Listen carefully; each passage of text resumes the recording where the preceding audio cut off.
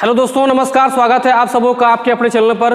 दोस्तों, जैसे जैसे सीटेट हम लोग का नज़दीक आते जा रहा है, हम लोग की प्रैक्टिस और भी अच्छी होनी चाहिए और भी ज़्यादा प्रैक्टिस होना चाहिए।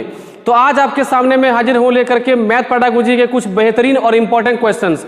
आप इन सारे क्वेश्चंस को वीडियो को पॉज करेंगे तब अटेम्प्ट करेंगे और लास्ट में आप सब कोई इसका उत्तर लगाएंगे कि कितना मार्क्स आप लोगों का आ रहा है। दोस्तों, कमेंट जरूर करेंगे, आपके कमेंट का हमको वेट रहेगा कि आपका मार्क्स क्या आ रहा है। आइए क्वेश्चन को शुरू करते हैं और लेते हैं आज का पहला क्वेश्चन। दोस्तों, लेते हैं आज का पहला सवाल। आपके स्क्रीन पर देखिए क्वेश्चन लिखा हुआ। आप पहले अच्छे से क्वेश्चन को पढ़ेंगे, समझेंगे, फिर आप इसका उत्तर लगाएंगे। दोस्तों, पहला क्वेश्चन हम लोग विधियों से ले रहे हैं। तो आप में जितने भी लोग विधि को नहीं पढ़े होंगे तो मेरा अगला वीडियो जो होने वाला है वो गणित पेडागोजी में विधियों का वीडियो होने वाला है। आइए क्वेश्चन पढ़ते हैं। कहता है, निम्नलिखित में से किस गणितीय शिक्षण विधि में प्रक्रिया के छोटे छोटे भागों को मिलाकर एक संयुक्त रूप में प्रस्तुत किया जाता है। देखिए यहाँ पर के लिखा हुआ है तो संयुक्त रूप होना चाहिए, के कट जाएगा। ऑप्शन ए है विश्लेषण विधि, बी है प्रयोगशाला विधि, सी है आगमन विधि और डी दोस्तों है संश्लेषण विधि। तो आप बताइए कि आपका उत्तर इसमें क्या होगा। दोस्तों, इसमें उत्तर होगा आपका ऑप्शन नंबर डी, संश्लेषण विधि। देखिए, जब कभी हम लोग किसी छोटे छोटे चीज़ों को मिला करके एक बड़ा भाग को समझने का प्रयास करते हैं तो इसमें दोस्तों हम लोग क्या करते हैं ना, अज्ञात से ज्ञात की ओर जाने का प्रयास करते हैं। तो यह हमेशा कहाँ दोस्तों होता है, संश्लेषण विधियों में होता है। तो याद रखिए कि जब जब कभी आपको क्वेश्चन दिया रहे कि छोटे छोटे भाग को मिला करके हम किसी संयुक्त रूप को प्रस्तुत करने का प्रयास करेंगे, उसको हम बोलेंगे संश्लेषण विधि। आगे बढ़ते हैं अगले क्वेश्चन की ओर। दोस्तों, क्वेश्चन नंबर 2 आपके स्क्रीन पर है। क्वेश्चन को अच्छे से पढ़िए। ये सीटेड में कई बार क्वेश्चन दिया गया है क्योंकि इसमें एक वर्ड है आपका समावेशी। इस वर्ड से कई बार क्वेश्चन पूछता है। अच्छे से क्वेश्चन पढ़िए, समझिए क्वेश्चन को। क्वेश्चन कहता है कि गणित के समावेशी कक्षा कक्ष में दृष्टि बाधित विद्यार्थियों की आवश्यकताओं को संबोधित करने के लिए, दोस्तों यहाँ लिखा हुआ शिक्षार्थी विद्यार्थी, आप एक समझिएगा, आपकी क्या नीति होगी। दोस्तों, इसका ऑप्शन है शिक्षार्थियों को विशेष शिक्षा के पास भेजेंगे, बी उनके लिए वैकल्पिक अध्यापन अधिगम और आकलन पद्धति की अधिकल्पना करेंगे, सी कहता है गणित के बदले कोई दूसरा विषय दे देंगे, डी कहता है गणित में उच्च अंक प्राप्त करने वालों के साथ उसे जोड़े बना देंगे। अब देखिए, आपको जो हम समझा रहे हैं उसको ध्यानपूर्वक समझिए। देखिए यहाँ जो वर्ड लिखा गया दोस्तों, समावेशी कक्षा कक्ष। तो समावेशी कक्षा कक्ष का मतलब हुआ कि वैसा क्लासरूम जिसके अंदर की सामान्य कोटि के विद्यार्थी भी बैठे हुए हैं और कोई ऐसा है जो कि देखने में, सुनने में, बोलने में अगर वो असक्षम है और वह विद्यार्थी भी उसी कक्षा में बैठा हुआ और पढ़ रहा है, तो उस कक्षा कक्ष को बोलेंगे समावेशी कक्षा कक्ष। तो ध्यान देना है कि यहाँ बोला है कि समावेशी कक्षा कक्ष में आपको पढ़ाना है तो आप उसको अलग शिक्षक के पास अगर भेज देंगे तो वह कक्षा आपका समावेशी नहीं होगा, सिंपल हो जाएगा। तो ऑप्शन नंबर आपका 1 कट गया। देखिए, डी नंबर कहता है कि उसको अधिक अंक लाने वाले विद्यार्थियों के पास बैठा देंगे। दोस्तों, उससे क्या होगा कि शिक्षार्थी जो खुद सीख रहा है वो उसको सिखा पाएगा। ऐसा कोई जरूरी नहीं है क्योंकि वो ट्रेंड नहीं है, वो शिक्षक नहीं है, वो पढ़ाना कैसे है वो उस विद्यार्थी को नहीं पता होगा। अंक अधिक लाना अलग बात है, पढ़ाना अलग बात है। फिर यह कहता है गणित के बदले कोई दूसरा विषय दे देंगे। ये तो हुआ भाई कि उस बच्चे की इंटरेस्ट को ही आप चेंज कर दे रहे हैं, विषय को ही आप चेंज कर दें तो आपका जो है आपका वैल्यू ही खत्म हो जाएगा। आप एज ए शिक्षक मैथ का फिर आपका वैल्यू खत्म हो गया क्योंकि आपने विषय को चेंज कर दिया।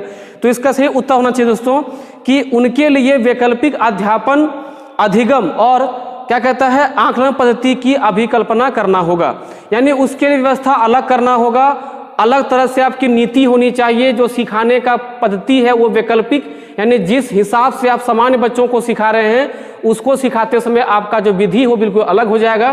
तो आपका ये ऑप्शन नंबर बी बिल्कुल सही होगा। आइए बढ़ते हैं अगले क्वेश्चन की ओर। दोस्तों, अगला क्वेश्चन आपकी स्क्रीन पर है और ये क्वेश्चन भी आपका कहीं न कहीं जो है विधियों से जुड़ा हुआ है। आप अच्छे से क्वेश्चन पढ़ के उत्तर करेंगे। कहता है प्रमाण से प्रत्यक्ष की ओर किस शिक्षण विधि से संबंधित है।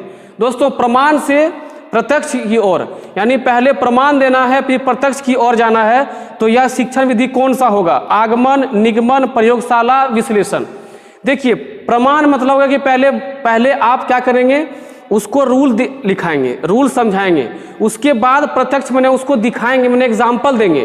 तो दोस्तों इसमें जो उत्तर होना चाहिए वो होना चाहिए आपका निगमन विधि, क्योंकि सबसे पहले आप नियम या सूत्र लिखाएंगे, उसके बाद आप उसको प्रत्यक्ष रूप से उसको दिखाएंगे कि भाई देखो आप इस वस्तु के हिसाब से उसको समझ सकते हैं, उसको समझाएंगे।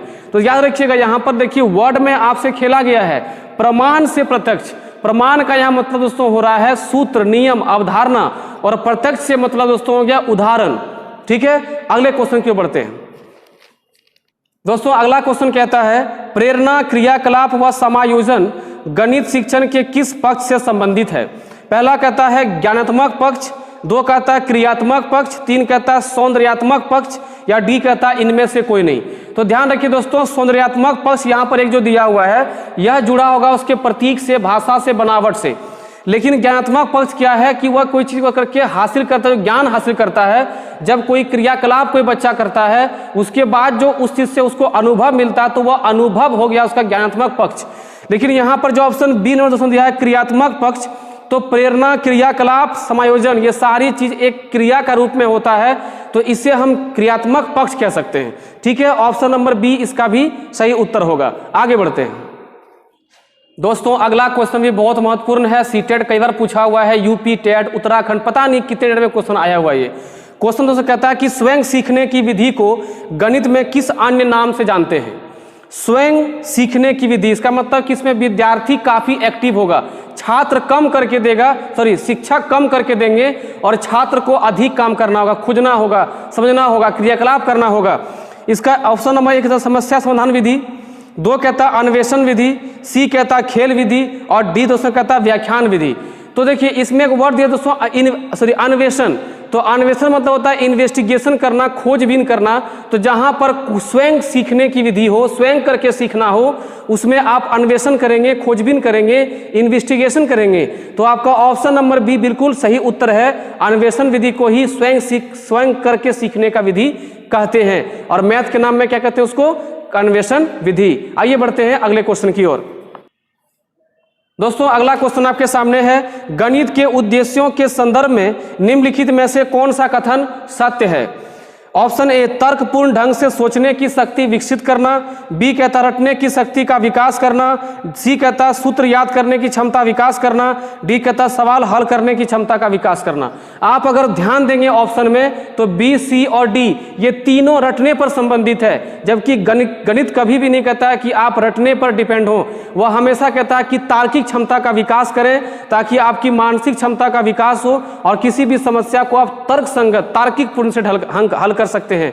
ठीक है, तो इसका उत्तर होगा दोस्तों ऑप्शन नंबर ए, जिसमें दिया गया है तर्कपूर्ण ढंग से सोचने की शक्ति विकसित करना। देखिए एनसीएफ आप पढ़े होंगे, और दोस्तों जो भी लोग आप एनसीएफ नहीं पढ़े हैं आपको हम लिंक दे दिए हैं, या फिर चैनल पे जा करके आप प्लेलिस्ट में खोल करके पेडागोजी का जो बना हुआ प्लेलिस्ट उसमें घुसिए और आप एनसीएफ पढ़िए। आपके सामने एग्जाम है, एनसीएफ को जानना बहुत जरूरी है। देखिए ये सब सवाल एनसीएफ के हिसाब से बन रहा है। एनसीएफ क्या कहता है? गणितीकरण करना बच्चों के दिमाग का, या तो बच्चों को इस ढंग से पढ़ाना ताकि उसके अंदर में क्रिएटिविटी का विकास हो, रचनात्मकता का भी विकास हो, रचनावाद का विकास हो। इसका मतलब कि जो ऑप्शन नंबर ए है यह रचनावाद पर डिपेंड करता है, तार्किक रूप से सोचने को विकास कर रहा है, तो ये रचनावाद का सिद्धांत को स्थापित कर रहा है। इसका उत्तर दोस्तों होगा ऑप्शन नंबर ए। आगे बढ़ते हैं। अब देखिए दोस्तों अगला क्वेश्चन जो है, कल मेरे क्लास में आप में से कोई एक स्टूडेंट ने पूछा था ये क्वेश्चन, इसलिए इस क्वेश्चन को मैंने शामिल किया है।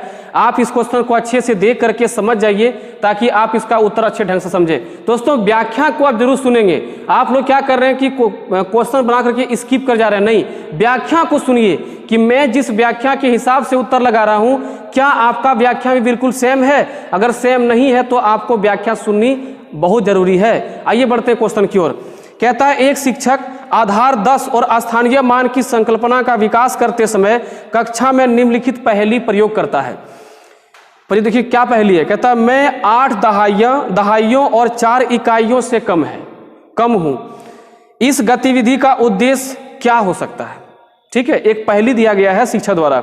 ए कहता है योगात्मक आकलन का, बी कहता बच्चों का समय व्यतीत करवाना, ये तो कर दो पहले से ही, सी कहता शिक्षार्थियों को हंसाने के लिए, डी कहता आधार 10 और स्थानीय मान की संकल्पना को दृढ़ करना। देखिए आपका जो क्वेश्चन है उसकी भूमिका या उसका परिचय ही कहीं न कहीं 10 का आधार और स्थानीय मान की संकल्पना को सिखाने के लिए यह पहले से बोला हुआ है। तो इस सवाल में उतना सोचना ही नहीं था, सीधा आप आंसर मारेंगे ऑप्शन नंबर डी कि इसमें देखिए क्या दोस्तों कहा गया कि 8 दहाइयां, तो दहाई किससे बनता है, वो 10 के आधार से बनता है और इकाई यह एक स्थानीय मान का जो है संकल्पना है। इस तरह से इस क्वेश्चन में 10 का जो है स्थानीय मान और 10 का आधार ये दोनों आप सिखा सकते हैं। आगे बढ़ते हैं अगले क्वेश्चन की ओर। दोस्तों अगला सवाल आपके जो स्क्रीन पर दिया गया है, बहुत इंटरेस्टिंग क्वेश्चन। अगर आप एनसीएफ को अच्छे से समझे हैं, अगर आप पेडागोजी के बातों को ध्यान से सुनते हैं मेरे व्याख्यान को, तो आप इस सवाल को कर पाएंगे कि दोस्तों ये सवाल जो दिया गया है ये किसी चैप्टर का पेडागोजी का नहीं है, यह एक आपके बेसिक नॉलेज से चेक कर रहा है कि आपका बेसिक ज्ञान कितना विकसित हुआ है। आइए क्वेश्चन पढ़ते हैं। कहता है वास्तविक जीवन की स्थिति में वर्गमूलों की अवधारणा को लागू करने के लिए विद्यार्थियों की क्षमता निम्न में से किस समस्या के जरिए निर्धारित की जा सकती है। अब ऑप्शन दिया है उस न्यूनतम संख्या ज्ञात कीजिए जिसे 56,941 घटाने पर पूर्ण वर्ग संख्या प्राप्त होगी। बी कहता है 2025 पौधे को इस बगीचे में इस तरह से बोया जाता है कि प्रत्येक पंक्ति में उतनी ही संख्या में पौधे हो जितनी संख्या पंक्ति की है। पंक्तियों की संख्या तथा प्रत्येक पंक्ति में पौधों की संख्या ज्ञात करें। सी कहता है उस न्यूनतम वर्ग संख्या को ज्ञात कीजिए जो संख्याओं 6, 8 तथा 14 प्रत्येक से विभाजित हो। डी कहता है 2500 के वर्गमूल की गणना कीजिए। दोस्तों आप अगर ऑप्शन को ध्यान से देखे होंगे और अगर सवाल को ढंग से पढ़े होंगे, आप ध्यान रखिएगा कि मैथ पेडागोजी क्वेश्चन में ही आपको हिंट होता कि इसके उत्तर क्या लगाएंगे। देखिए इस क्वेश्चन में आपको दिखा होगा दोस्तों वास्तविक जीवन, क्वेश्चन में दिया हुआ वास्तविक जीवन, तो वास्तविक जीवन से जोड़ करके इसमें वर्गमूल को सिखाने वाली अवधारणा के लिए एक ही ऑप्शन है और वो है बी।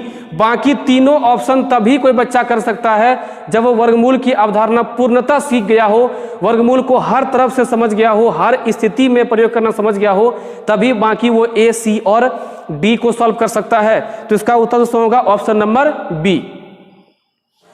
दोस्तों अगला क्वेश्चन जो है आपका एनसीएफ से है। आप देखिए कि कितना लंबा इसका ऑप्शन दिया गया है। आप इन ऑप्शंस को ध्यान से पढ़ेंगे ताकि आपका उत्तर बिल्कुल सटीक हो सके, क्योंकि इसमें ऑप्शन लंबा लंबा आपको कंफ्यूजन हो सकती है। ये कहता है निम्नलिखित में से कौन सा कथन राष्ट्रीय पाठ्यचर्या की रूपरेखा 2005 से संबंधित है। देखिए इस में आपको ऑप्शन दिया गया है स्कूलों में गणित शिक्षण का संकीर्ण उद्देश्य संख्या संबंधी कौशल विकास करना और उच्चतर उद्देश्य समस्या हल करने का कौशल विकसित करना है। बी कहता है स्कूलों में गणित शिक्षण का संकीर्ण उद्देश्य अंकगणित पढ़ाना और उच्चतर उद्देश्य बीजगणित पढ़ाना है। सी कहता है कि स्कूलों में गणित शिक्षण का संकीर्ण उद्देश्य अंक प्रणाली पढ़ाना और उच्चतर उद्देश्य बीजगणित पढ़ाना। डी कहता है स्कूलों में गणित शिक्षण का संकीर्ण उद्देश्य परिकलन सिखाना और उच्चतर उद्देश्य मापन सिखाना है। आप सबसे पहले मेरे व्याख्या को ध्यान से सुनिए। दोस्तों संकीर्ण उद्देश्य जो होता है वो प्राथमिक स्तर के विद्यार्थियों के लिए होता है, जहां पर हम अंक की गिनती, अंक का पहचान, बड़े छोटे का ज्ञान, ठीक है, यानी कौन सा अंक बड़ा है छोटा है, मापन, परिकलन, ये सारा ज्ञान जो है हम लोग उसको प्राथमिक स्तर देते हैं, जिसको हम लोग बोलते हैं संकीर्ण उद्देश्य। यानी संख्या संबंधी कौशल जितने भी विकास करना है वो कहाँ दोस्तों करते हैं हम लोग प्राथमिक स्तर पे करते हैं। देखिए जैसे ऑप्शन नंबर ए में दिया गया है और बी देखिए उस ए में किया गया है उच्चतर उद्देश्य समस्या हल करने के कौशल का विकास करना। जैसे जैसे बच्चा बड़ा होता जाएगा दोस्तों उसको समस्या को समझने और उसको उस अवधारणा का प्रयोग करने, उसके कौशल का विकास होते जाएगा, यानी वो समस्या को अच्छी तरह से हल करते जाएगा। यानी आपका ऑप्शन नंबर ए दोस्तों बिल्कुल सही उत्तर है। दोस्तों अगला क्वेश्चन आपके स्क्रीन पर है, बहुत अच्छा क्वेश्चन है, आप इसको अच्छे से पढ़ें और इसके ऑप्शन को समझते हुए आप उत्तर करें।